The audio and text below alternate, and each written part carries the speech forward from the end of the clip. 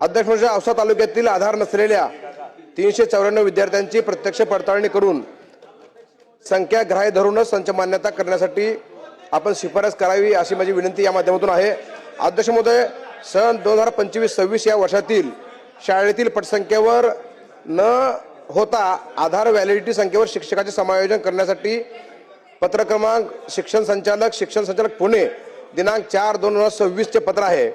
या पत्रान्वये अंतिम प्रक्रिया टप्प्यात असून औसा तालुक्यातील एकूण जिल्हा परिषद प्राथमिक शाळांची संख्या 179 असून एकूण विद्यार्थी पटसंख्या 15,316 आहे। त्यापैकी आधार नसलेली विद्यार्थी संख्या 394 आहे, तर आधारामध्ये दुरुस्ती करावयाची विद्यार्थी संख्या 218 आहे। त्यामुळे एकूण पटसंख्या 15,316 असून ही संख्या 14,704 विद्यार्थ्यांचे आधार व्हॅलिड असल्यामुळे 14,704 या संख्येवर संच मान्यता होत आहे। अध्यक्ष महोदय, प्रत्यक्ष पाहणी या लोकांनी करायला आवश्यक आहे, शिक्षण खात्याच्या लोकांनी, आणि आधार व्हॅलिडिटी नाही यावर समायोजन प्रक्रिया अवलंबून न राहता प्रत्यक्ष पाहणी करून जे विद्यार्थी तिथं प्रत्यक्ष आहेत त्या आधारावर संच मान्यता व्हावी ही आमची विनंती या मान्यतेतून